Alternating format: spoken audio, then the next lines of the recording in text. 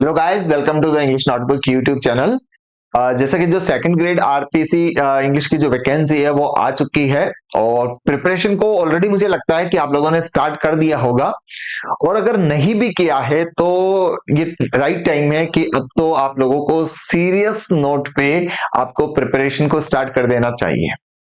जैसा कि मैंने जो कमिटमेंट किया था, बहुत सारे स्टूडेंट जो कांटेक्ट में थे उन लोगों को कहा था कि यूट्यूब के थ्रू में कंप्लीट प्रिपरेशन जो है, चाहे एमसीक्यूज के थ्रू हो चाहे डिटेल थियोरेटिकल स्टडी के साथ हो, मैं यहाँ पर इस चैनल के थ्रू आप लोगों को करवाऊंगा। कंप्लीट मेंटोरशिप प्रोग्राम जो है वो आप लोगों के लिए रहने वाला है। तो आगे जो हम जैसे कि जो टॉपिक वाइज प्रैक्टिस क्वेश्चंस है उनकी भी हम लोग सीरीज लेके आएंगे। बहुत कुछ आप लोगों के लिए आने वाला है, लेकिन उससे पहले मैं ये चाहता हूं कि हम लोग प्रीवियस ईयर के एग्जाम्स में आए हुए क्वेश्चंस का एनालिसिस कर लें, सो दैट हमें ये क्लियर हो जाए कि क्वेश्चंस किस तरीके से पूछे जाते हैं और सॉल्व करते वक्त हमें क्या क्या अप्रोच फॉलो करने की जरूरत होती है। ठीक है। तो जैसे कि जो आरपीसी जो सेकेंडरी एजुकेशन जो है, जो उसमें पूछे गए हैं या जो स्पेशल एजुकेशन में पूछे गए हैं, संस्कृत डिपार्टमेंट के जो पेपर्स हैं, सारे ग्रेड के एग्जाम से जुड़े हुए जो है पेपर्स हम लोग यहाँ पर पहले सॉल्व करेंगे। और उसके बाद जो एक स्पेशल कुछ क्लासेस हैं, लिटरेचर है, उन सबका भी हम लोग यहाँ पर डिस्कशन करेंगे। और साथ साथ ये जो सीरीज रहने वाली है, ये तो रेगुलर एक फिक्स टाइम पर आप लोगों के लिए अवेलेबल रहेगी। इसके साथ साथ भी मैं कुछ टॉपिक पर बेस्ड इंपॉर्टेंट लेक्चर से आप लोगों के लिए यहाँ पर शेयर करता रहूंगा। तो चलिए, तो बिना किसी देरी के हम लोग सेशन को स्टार्ट करते हैं। क्वेश्चन जो भी हम सॉल्व करेंगे उसका कंप्लीट कॉन्सेप्ट हम लोग डिस्कस करेंगे, सो दैट आपकी लर्निंग भी होती रहे और साथ साथ में पेपर का एनालिसिस भी आप लोग करते रहे। फर्स्ट क्वेश्चन जो आपके सामने है, identify the part of speech of the underlined word. आपके एग्जाम में जो सिलेबस का फर्स्ट टॉपिक है, आप जैसा कि देखते हैं कि पार्ट ऑफ स्पीच है, उसमें आइडेंटिफिकेशन से रिलेटेड क्वेश्चंस पूछे जाते हैं। तो यहाँ पर एक एक आने वाले दिनों में मैं एक कंप्लीट क्लास लेके आऊंगा जिसमें आप लोग ये पहचान पाएंगे कि क्वेश्चंस को किस तरीके से, पार्ट ऑफ स्पीच को किस तरीके से पहचाना जाता है, आइडेंटिफाई किया जाता है। ठीक है।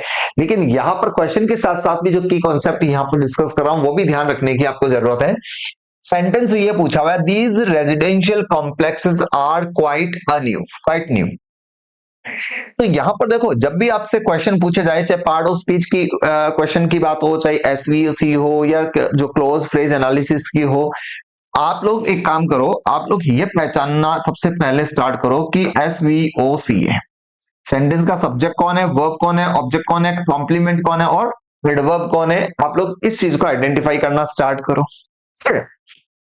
इसके बाद यहां पर देखो, आप यहां पर देखोगे these residential complexes are quite new. आर आप लोग जानते हैं जैसा कि वर्ब है, और यहां पर ये पूरा जो एलिमेंट है ये एज अ सब्जेक्ट यूज हो रखा है। ठीक है, एज अ सब्जेक्ट यूज हो रखा है। और आप लोग जैसा कि जानते हैं किसी भी जो सेंटेंस का सब्जेक्ट होता है वो सिर्फ और सिर्फ नाउन होता है, नाउन या प्रोनाउन होता है।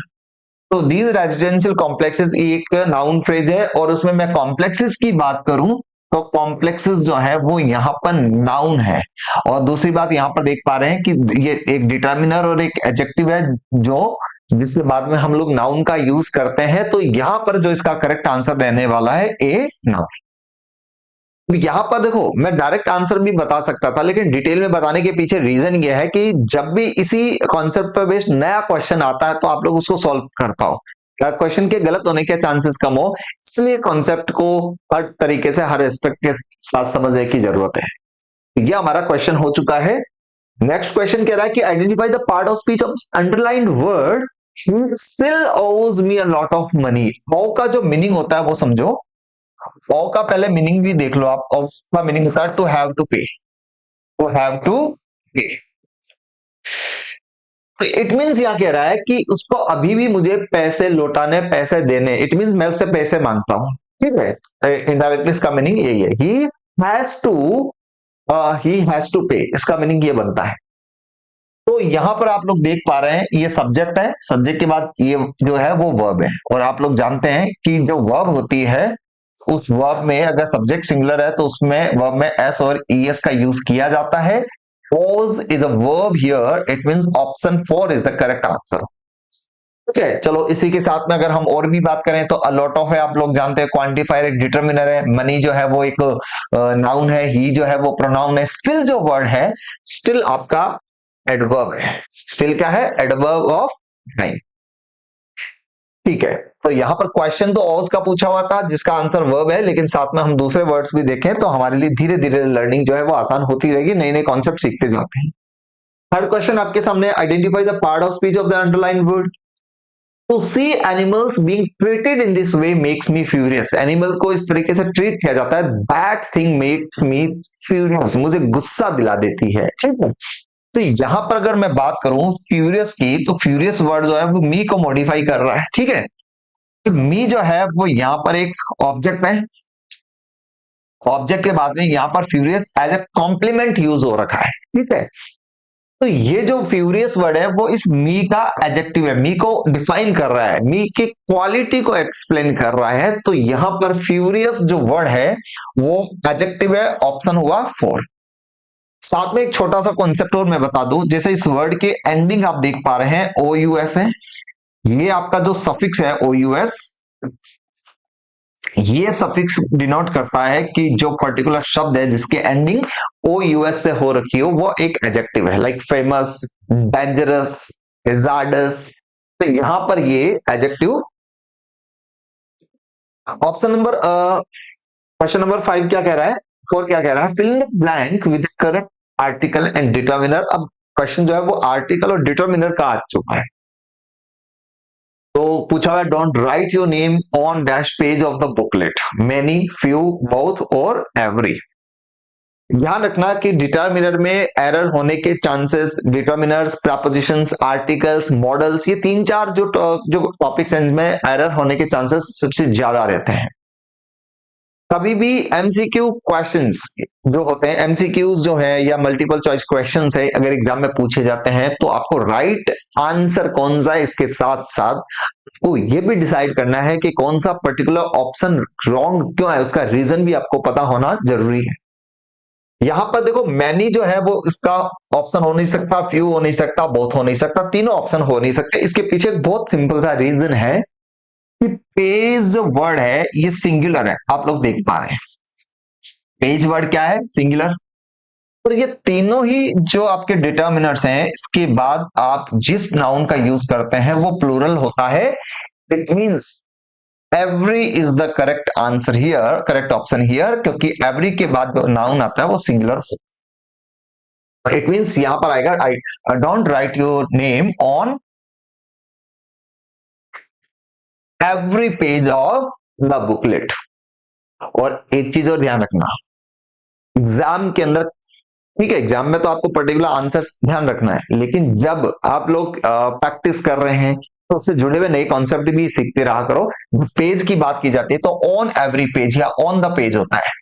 ठीक है, ये भी प्रपोजिशन का यूज भी ध्यान रखना है, प्रपोजिशन से जुड़े हुए क्वेश्चन में पूछा जाता है पेज पर, ऑन पेज का यूज करते हैं। तो correct answer would be every, और पेज के लिए ऑन का यूज करता है। दो कॉन्सेप्ट हमने यहां सीखे। फिर आपके आ गया it seems that dash of the committee members are absent. वही आर्टिकल और डिटर्मिनर का क्वेश्चन है, बिना डायरेक्शन के क्वेश्चन को सॉल्व मत करना। यहां पर आया हुआ है it seems that dash of the committee members are absent. A lots जैसा कोई वर्ड होता ही नहीं है, या तो होता है अ लॉट ऑफ या होता है लॉट्स ऑफ। ठीक है, ये होता है अ लॉट्स जैसा कोई भी शब्द इंग्लिश में एग्जिस्ट नहीं करता, तो ये ऑप्शन तो हट चुका है। एवरी वर्ड भी है जो यहां पर अप्रोप्रिएट नहीं है, एवरी ऑप्शन नहीं आ सकता। इसके पीछे का रीजन क्या है, जैसे ईच जो है ये आपका एडजेक्टिव यानी डिटर्मिनर भी है, और ये एज अ प्रोनाउन भी यूज हो सकता है, यानी ईच के बाद नाउन आ भी सकता है और नाउन नहीं है तो भी चल सकता है। ठीक है, एवरी जो है वो सिर्फ और सिर्फ एक एडजेक्टिव या डिटर्मिनर है, एवरी के बाद नाउन का यूज करना जरूरी है। आप ईच ऑफ का यूज कर सकते हो, लेकिन आप कभी भी एवरी ऑफ का यूज नहीं कर सकते, क्योंकि जैसे ही आप एवरी ऑफ का स्ट्रक्चर सेंटेंस में अगर लिखते हो तो एवरी बिकम्स अ प्रोनाउन। और एवरी का use as a pronoun possible नहीं है। ईच का यूज प्रोनाउन और एडजेक्टिव डिटरमिनर दोनों तरह से हो सकता है, लेकिन एवरी जो है वो एज अ प्रोनाउन यूज नहीं हो सकता। Every can only be used as a determiner. तो इट मींस यहाँ पर करेक्ट जो ऑप्शन है जिसे एवरी भी नहीं हो सकता। अब बच्चा हमारे पास एनी हो सम। एनी जैसा कि आप लोग जानते हैं कि एनी का यूज कब करते हैं जब सेंटेंस नेगेटिव हो, और सम का यूज कब करते हैं जब सेंटेंस का स्ट्रक्चर जो है वो पॉजिटिव। एक कंडीशन ये बनती है। तो यहां पर हम सम का यूज करेंगे। Correct sentence would be it seems that some of the committee members are absent. ठीक है, तो ये हमारा ऑप्शन हो चुका है। अब क्वेश्चन नंबर हम 6 की तरफ जाते हैं। Fill in blanks with the correct article or determiner choosing from the option given। वही आर्टिकल और डिटरमिनर का क्वेश्चन है। Dash of the students were found exchanging notes during the examination। मैं वही रीजन कह रहा हूं जो आप one by one wrong option को हटाने का टारगेट रखो। यहां देखो ऑफ द स्टूडेंट्स दिया हुआ है, तो यहां पर मच हो नहीं सकता, क्योंकि मच जो है वो अनकाउंटेबल के लिए आता है। मच का यूज कब करता है आप? मच ऑफ द वाटर कह सकते हो, मच ऑफ द पॉपुलेशन कह सकते हो, but much of the students नहीं कह सकते, मैनी ऑफ द स्टूडेंट्स कह सकते हो। ठीक है, तो यहां पर ऑलमोस्ट भी नहीं हो सकता, क्योंकि ऑलमोस्ट एक एडवर्ब है। यहां पर जो भी शब्द आएगा वो ऐसा शब्द आएगा जो प्रोनाउन होगा। सेवरल भी यहां पर देखो, several of the students were found. ठीक है, सेवरल ऑप्शन यहां पर होगा। एवरी भी नहीं हो सकता, क्योंकि भी हमने पिछले ही क्वेश्चन में डिस्कस किया था, एवरी ऑफ की कंडीशन कभी भी बन नहीं सकती। एवरी स्टूडेंट हो सकता है, but every of the students नहीं हो सकता। तो वैसे ही यहां पर several of the students option में आएगा। ये होगा ऑप्शन है, several of the students were found exchanging notes during the examination. ऐसे ही जब आप एनालिटिकल पर्सपेक्टिव से जब क्वेश्चंस को सॉल्व करते हो, प्रीवियस ईयर के पेपर से भी बहुत कुछ सीखने को मिल जाएगा, और यही चीज आपके सबकॉन्शियस माइंड में भी स्टोर होगी। जब आप एग्जाम में जाएंगे, क्वेश्चन को फेस करेंगे, तो छोटी छोटी डिटेल्स आपको क्वेश्चन के राइट आंसर तक पहुंचने में आपकी हेल्प कर देगी। तो यहाँ पर नेक्स्ट क्वेश्चन की तरफ बढ़ते हैं। Fill in the blanks with the correct verb form in the given sentence. Tense का क्वेश्चन है। एग्जाम में करेक्ट वर्ब फॉर्म का क्वेश्चन पूछा जाता है, तो वो क्या होता है? टेंस का। Do you also dash a strange noise coming from backyard. ये तो ज्यादा डिटेल में जाने की जरूरत नहीं है। डू दे रखा है, और आप लोगों को पता होना चाहिए कि डू के बाद में वर्ब की बेस फॉर्म आती है। ठीक है, वर्ब की बेस फॉर्म आती है। तो यहां पर do you hear, see answer होगा। देखो हियर्स एस लगा रखा है, गलत है। हियरिंग पॉसिबल नहीं है, हर्ड भी पॉसिबल नहीं है। बेस फॉर्म में आपकी हियर ऑप्शन नंबर 3 हो जाएगा। वैसे हम लोग कह देते हैं कि डू के बाद में फर्स्ट फॉर्म आती है, एक्चुअली वो फर्स्ट फॉर्म भी नहीं होती, बेस फॉर्म होती है। उसके बाद हम बढ़ते हैं next. The newspapers dash is going to rain all of next week. Newspapers की बात हुई है, तो देखो 4 ऑप्शन की अगर मैं बात करूं, देखो सेइंग दे रखा है, वर्ब की आईएनजी फॉर्म बिना किसी ऑक्सिलरी वर्ब के आ नहीं सकती। वर्ब की आईएनजी फॉर्म से पहले इज, एम, आर, वॉज, वर इनका यूज होना जरूरी है, तो ये ऑप्शन हो नहीं सकता। बी से पहले भी इज, एम, आर, आईएनजी का होना जरूरी हो नहीं सकता। 2 ऑप्शन हमारे पास बचे, से और सेज। सब्जेक्ट आप देख पा रहे हैं, न्यूज़पेपर्स दिया हुआ है जो आपका सब्जेक्ट है, और आप लोग जानते हैं कि सब्जेक्ट हमेशा नाउन होता है, और जब भी किसी भी नाउन में एस और ईएस को ऐड करते हैं तो वो नाउन बन जाता है प्लूरल। लेकिन जैसे ही किसी भी वर्ब में एस और ईएस ऐड करते हैं, दैट वर्ब बिकम सिंगुलर। और ये भी आप लोग जानते हो, नाउन सिंगुलर है तो वर्ब भी सिंगुलर, नाउन प्लूरल है तो उसके साथ वर्ब भी प्लूरल आती है। तो न्यूज़पेपर में एस लिखा हुआ है, तो इट मींस न्यूज़पेपर क्या है? प्लूरल। इसके साथ प्लूरल वर्ब आएगी। सेज सिंगुलर है, क्योंकि वर्ब में एस और एस को ऐड कर रखा है, तो ये हो नहीं सकता। करेक्ट आंसर आएगा से। न्यूज़पेपर से। ठीक है, सेज हो नहीं सकता। कभी भी इस तरह के क्वेश्चन आए तो आप सब्जेक्ट को जरूर देख लेना। सब्जेक्ट प्लूरल है तो उसके साथ आने वाली वर्ब में एस और एस नहीं आ सकता। वर्ब में एस और एस लगने से वर्ब सिंगुलर बन जाती है। इसके बाद होता है I dash a copy of the OAD only yesterday. Short form दे रखी है हालांकि, बट इन माय ओपिनियन ये जो ओएडी है ये ऑक्सफोर्ड एडवांस्ड लर्नर्स डिक्शनरी को के लिए स्टैंड करता है। हालांकि इसमें से एल मिसिंग है, लेकिन फिर भी आप देख लो। I dash a copy of OAD yesterday. इसके अंदर यस्टरडे दिया हुआ है, ठीक है, और यस्टरडे जो है वो पास्ट स्पेसिफिक टाइम है, पास्ट स्पेसिफिक टाइम। और जब भी सेंटेंस के अंदर पास्ट स्पेसिफिक टाइम का यूज दिया जाता है, जैसे उसमें यस्टरडे वर्ड हो या उसमें लास्ट प्लस कोई भी टाइम दिया हुआ हो, लास्ट डे, लास्ट वीक, तो जो वर्ब आती है वो आती है V2, पास्ट फॉर्म में आती है। तो यहाँ पर जो चार ऑप्शन में देखें, हैड बाय जो है वो हो ही नहीं सकता, हैड के बाद तो V3 आता है, तो ये रॉन्ग है। हैड बीन बॉट भी रॉन्ग है, बाइट जैसी वर्ब नहीं होती, बाई जो वर्ब है उसकी V2 होती है बॉट। तो करेक्ट आंसर रहेगा ये bought. I bought a copy of OAD only yesterday, answer number B होगा। The guests complain dash food quality, चार ऑप्शन दिए हुए हैं, ये प्रपोजिशन का क्वेश्चन है, ठीक है। और प्रपोजिशन में सिंपल सी बात हमें पता होनी चाहिए कि कंप्लेन वर्ड जो है, कंप्लेन के साथ में हम लोग प्रपोजिशन अबाउट का यूज करते हैं।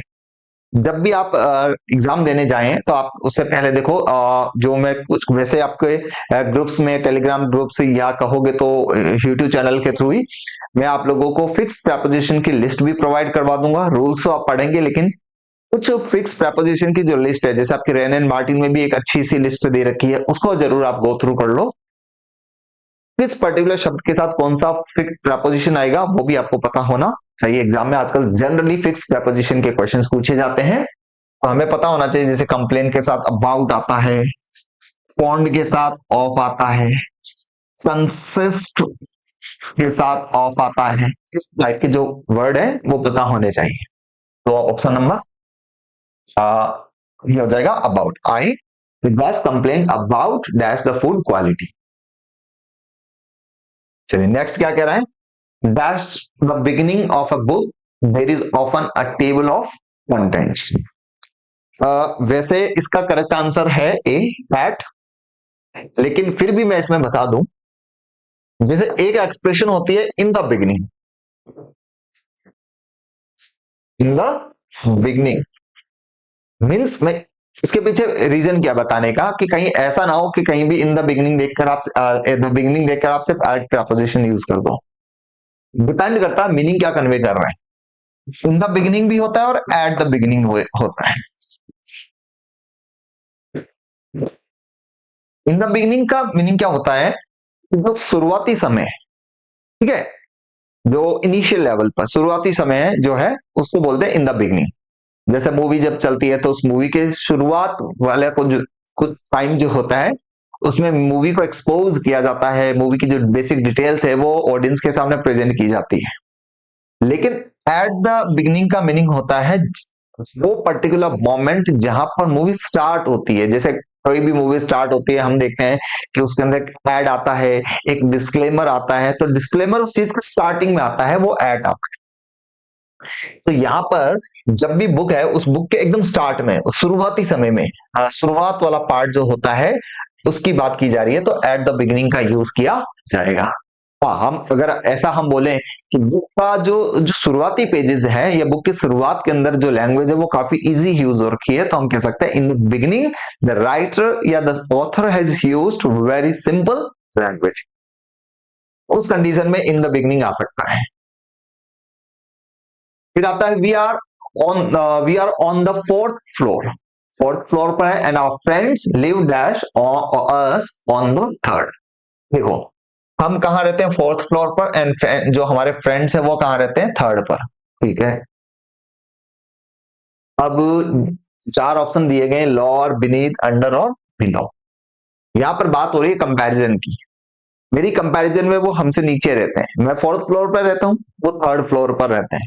बात कंपैरिजन की हो रही है, तो जब इस तरह की सिचुएशन बनती है, देखो एक तो ये वाला पोर्शन बनता है, जैसे ये वाली सिचुएशन बनती है ओवर की या अंडर। बट जब बात बनती है कंपैरिजन की, मेरी तुलना में वो मुझसे नीचे रहता है, तब बात आती है बिलो की या अबव। तो यहां पर ऑप्शन आएगा below. We are on the fourth floor and our friends live below us on the third. Option हो गया आपका ए। हो सकता है कुछ लोग अंडर लगा दें, अंडर गलत है। अंडर कब आएगा? जब बात सेम डायरेक्शन की हो रही हो, हॉरिजॉन्टल हाइट की हो रही हो, सॉरी वर्टिकल हाइट की हो रही हो। Fill in the blank with the appropriate modal auxiliary. यहाँ पर मॉडल ऑक्सिलरी का क्वेश्चन आ गया। शुड, वुड, मे, माइट, इस तरह की जो वर्ब्स होती है उससे रिलेटेड क्वेश्चन पूछा हुआ है। If you started at night 9 he dash be here bye 4, probability का क्वेश्चन है। और वैसे देखो क्वेश्चन जब मॉडल्स आप पढ़ते हैं तो उसके कॉन्सेप्ट, उसके नोशन से हमें उसके मीनिंग को आइडेंटिफाई करना जरूरी होता है। लेकिन कई बार यह होता है कि नोशन अगर नहीं भी पता है तो भी हम कुछ बेसिक डिटेल्स के थ्रू हम क्वेश्चन को सॉल्व कर सकते हैं। यहां पर देखो यूज टू दे रखा है, नीड टू दे रखा है, मस्ट टू दे रखा है। मस्ट टू तो ऑप्शन में ध्यान रखना होता ही नहीं है। एक हमारा बेसिक डिटेल से ये ऑप्शन कट हो चुका है कि मस्ट टू नहीं हो सकता। ये जो दो वर्ड है नीड टू और यूज टू, सिर्फ इन्हीं के साथ में टू आता है। और दूसरे किसी भी मॉडल के इन्हीं के साथ में जैसे नीड टू हो सकता है, लेकिन नीड टू कब? जब वो मेन वर्ब की तरह यूज हो रही है। अगर वो भी मॉडल ऑक्सिलरी है तो नीड टू उसमें भी नहीं होता। यूज टू के साथ में टू आता है, ये ठीक है। इसका करेक्ट आंसर होगा शुड।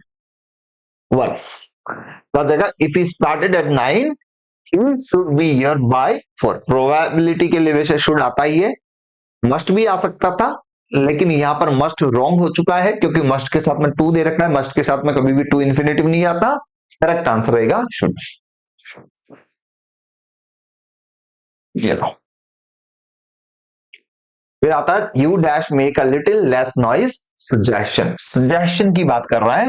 फिर वही देखो एड के बाद में V3 आता है, यहाँ पर V1 है, ये रॉन्ग हुआ। लेट्स होता ही नहीं है, वैसे भी ध्यान रखना मॉडल में। वैसे भी यू आता है तो यू के साथ में अगर लेट आता भी तो उसमें एस नहीं आता, ये भी हमें पता होना चाहिए क्योंकि यू प्लूरल है, उसके साथ आने वाली वर्ब में एस और एस नहीं आ सकता, तो ये भी रॉन्ग हुआ। बच्चा वुड और माइट, ठीक है। सजेशन के लिए हम लोग माइट का यूज करते हैं। ऑप्शन आ गया पोलाइट सजेशन के लिए, जब पोलाइट रिक्वेस्ट करते हैं हम किसी से तब हम लोग माइट का यूज कर सकते हैं। तो आपका आंसर हो गया here, you might make a little less noise suggestion. Might he does easily have helped me in my hour of need।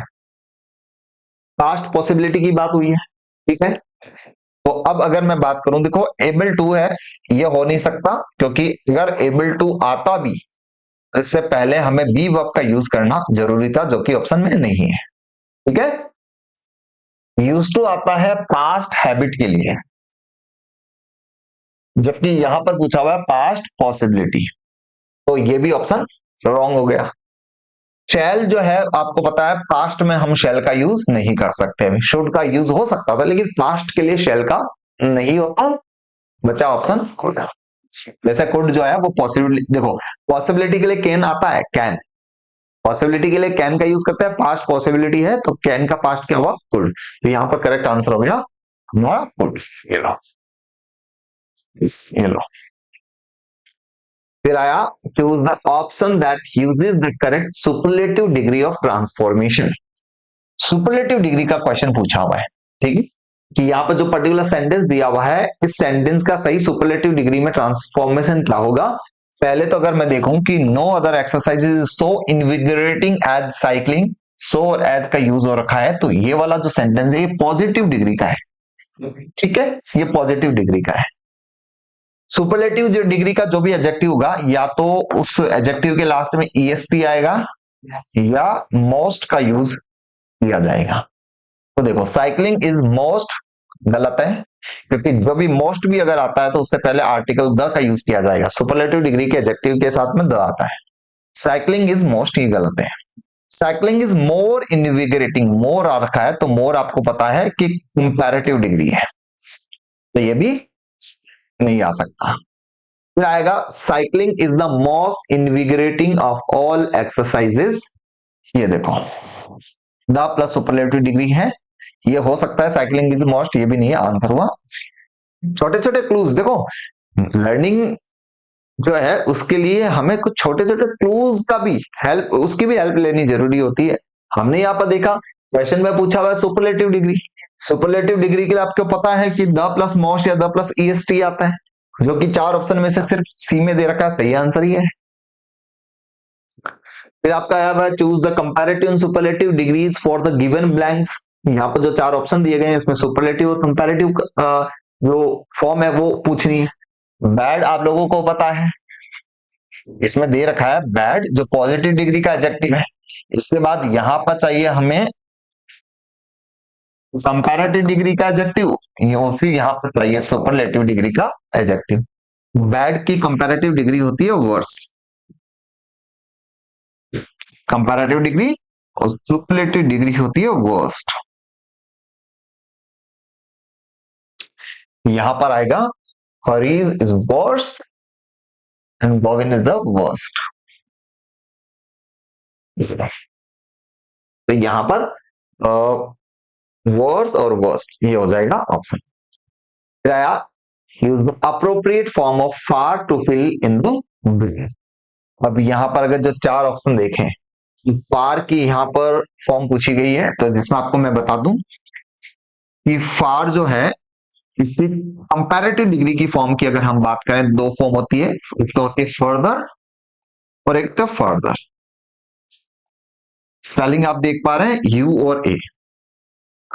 और अगर सुपरलेटिव डिग्री की बात करें तो होती है फर्देस्ट और फारदेस्ट।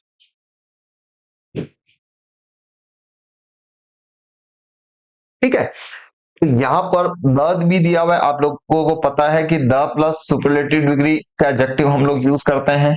फारेस्ट हो ही नहीं सकता, फार्दर कंपैरेटिव डिग्री है, फर्दर कंपैरेटिव डिग्री है, ये लो फर्देस्ट यहां पर करेक्ट आंसर रहेगा। तो ऑप्शन हो गया यहां पर टू, फर्देस्ट। फिर आया choose the grammatically correct sentence. चार ऑप्शन जो दिए गए हैं, इन ऑप्शन में से ग्रामेटिकली करेक्ट कौन सा है, यानी तीन सेंटेंस इन करेक्ट है, एक करेक्ट है, वो आपको बताना है। तो देखो इसमें दिया हुआ है any dictionaries will give you the meaning of these words, any dictionary will give you the meaning of these words, any dictionary will give you, okay sorry ये ऑप्शन ये था, यहां पर ये था will gives you the meaning of. तो देखो any dictionaries, वैसे जनरली हम एनी प्लस सिंगुलर नाउन का यूज करते हैं, एनी के बाद प्लूरल भी आता है कुछ कंडीशन में, लेकिन यहां पर इस तरह की जो सिचुएशन जो बन रही है इसमें सिंगुलर नाउन आएगा। एनी डिक्शनरी विल गिव्स, ये भी ऑप्शन रॉन्ग है क्योंकि विल प्लस वी वन आता है, जो विल है विल के बाद में वर्ब की बेस फॉर्म आती है फर्स्ट फॉर्म, ये भी रॉन्ग हुआ। Any dictionary will give you the meaning of these words, ये सही हो सकता है, एनी डिक्शनरी इज गिविंग, ये रॉन्ग, आंसर हुआ C. Any dictionary will give you the meaning of these words, answer रहेगा सी। फिर आया choose the grammatically correct option. वही बात, ग्रामेटिकली इनमें से तीन सेंटेंस रॉन्ग है, एक करेक्ट है, वो बताना है। मैनी अ फ्लावर, इससे पता चल रहा है कि मैनी का कॉन्सेप्ट है, वो बता दूं मैं आपको कि मैनी जब सब्जेक्ट होता है तो मैनी के बाद में जब नाउन और उसके बाद जो वर्ब आती है वो दोनों ही प्लूरल आती है, लेकिन जब मैनी अ आता है तो इसके बाद में नाउन और वर्ब दोनों ही सिंगुलर आती है। तो यहां पर देखो मैनी ऑफ फ्लावर्स रॉन्ग हुआ क्योंकि प्लूरल है, मैनी ऑफ फ्लावर्स यहाँ पे प्लूरल है, रॉन्ग हुआ। Many of flower is born, ये हो सकता सही, यहाँ पर देखो प्लूरल वर्ब है, आंसर यहाँ पर ये हुआ। Many of flower is born to blush dancing. और ये लाइन जो है आपके लिटरेचर के पार्ट के लिए मैं बता दूं कि टॉमस ग्रे की जो पोएम है elegy written in the country churchyard, उस पोएम में से ये लाइन ले रखी है। फिर इसके बाद आता है choose the correct transformation of the given sentence to a conditional sentence. Leave no mess and you can camp in my field. वो कंडीशन दे रहा है लीव नो मैस, आप मेरे फील्ड में मेरे खेत में रह सकते हो, कैंप कर सकते हो, कब, अगर आप वहां पर कचरा नहीं फैलाते हो। आप लोगों को पता है कि कंडीशनल सेंटेंसेस जो होते हैं, तो कंडीशनल सेंटेंस में हम जैसे इफ, अनलेस, प्रोवाइडेड, इस तरीके के जो कंजंक्शंस होते हैं जो कंडीशन को इंडिकेट करते हैं उनका यूज करते हैं। यहां पर आप देखोगे camp in my field and leave no grass and दिया हुआ है, रॉन्ग हुआ। लीव नो मैस, बट ये भी रॉन्ग हुआ है। बट कब आता है? जब कॉन्ट्रास्ट की बात हो, एंड एडिशन के लिए आता है। प्रोवाइडेड यू लीव, ये हो सकता है, यहां पर भी दिया हुआ है, ये ऑप्शन हुआ you can camp in my field provided you leave no mess. तो करेक्ट आंसर यहां पर होगा सी, क्योंकि इसमें प्रोवाइडेड जो है वो सिर्फ और सिर्फ ऑप्शन 3 में दिया हुआ। तो कंडीशनल इस सेंटेंस का सही कंडीशनल ये हुआ। फिर आया हुआ pick out the complex sentence which is a complex sentence. Complex sentence यहां पर पूछा हुआ है। और आप लोगों को बता दूं कि जब भी देखो फैन बॉयज जो होता है,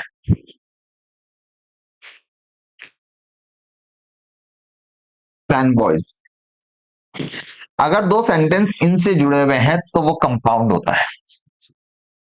छोटा सा कॉन्सेप्ट है, ध्यान रखना। फैन बॉयज, और एंड नॉर बट और येट एंड सो, इसकी शॉर्ट फॉर्म है ये, और एंड नॉर बट और येट सो। वो सेंटेंस को जब इनसे कनेक्ट किया जाए, इन कंजंक्शन से, तो वो जो सेंटेंस होता है वो होगा कंपाउंड। लेकिन जब WH वर्ड या दैट से कनेक्ट किया जाए तब वो कॉम्प्लेक्स होता है। तो यहां पर आया हुआ है I can not foretell time of my departure. मैं आपको पहले से अपने डिपार्चर का टाइम, वक्त यहां पर आपको बता नहीं सकता। आप देखो यहाँ बट दिया हुआ है, और तो यहाँ पर ये ऑप्शन हो नहीं सकता। इसके अंदर कोई कंजंक्शन है नहीं, ये भी नहीं हो सकता। तो वेदर और वैन दो ऑप्शन है, या तो ऑप्शन 1 या ऑप्शन 4 इनमें से हो सकता है। I can not foretell whether I will depart at time. तो यहाँ पर बात टाइम की हो चुकी है, टाइम के लिए वैन आता है ऑप्शन नंबर 4। ये भी ध्यान रखना है, टाइम के लिए प्लेस होता तो वेयर आता, टाइम है तो वैन आता, इसलिए ऑप्शन 4 करेक्ट हुआ। ये काफी इजी है। Choose the verb that agrees with the subject. बच्चे कंफ्यूज हो जाते हैं, 15 मिनट्स है तो प्लूरल है, लेकिन 15 मिनट्स यहाँ पर एज अ सिंगल यूनिट है, इसको एक यूनिट की तरह कंसिडर किया हुआ है, तो वर्ब सिंगुलर आएगी। और सिंगुलर वर्ब यहाँ पर है is 15 minutes is allowed to speak. यानी किसी भी स्पीकर को 15 मिनट्स का एक स्लॉट दे दिया है बात करने के लिए, तो यहाँ पर ऑप्शन इज हो जाएगा ऑप्शन बी। फिर आया choose the grammatically correct option. वही बात, ग्रामेटिकल करेक्ट सेंटेंस की पूछी है। Will Sita be in time if she got the 10 o'clock बस। तो देखो कंडीशनल सेंटेंस से जुड़े हुए क्वेश्चन है, तो आपको बता दूं, वैसे जो कंडीशनल सेंटेंस में जो इफ वाली क्लोज होती है उसमें अगर V1 दे रखा है, तो जो मेन क्लोज होती है, जो दूसरी क्लोज मेन वाली बात वाली क्लोज होती है, उसमें विल प्लस V1 आता है। इफ क्लोज के साथ में अगर V2 है तो यहाँ पर फिर वुड आता है, वुड प्लस V1। और हैड प्लस V3 है, तो इस वाले पार्ट में वुड हैव प्लस V3 आता है। ये 3 कॉन्सेप्ट ध्यान रखोगे तो भी आपके मैक्सिमम कंडीशनल सेंटेंस के क्वेश्चंस करेक्ट हो जाएंगे। तो देखो will Sita be in time if she got, यहाँ गॉट है तो यहाँ पर विल है, पेयर है ही नहीं, रॉन्ग हुआ।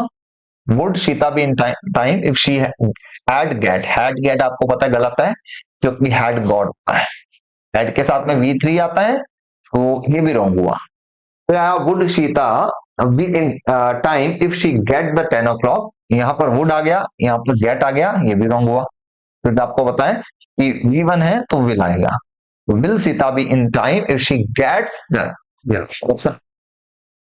यहाँ पर देखो इफ वाला पार्ट जो है इसमें V1 है, तो यहाँ पर विल प्लस V1 का यूज किया जाएगा।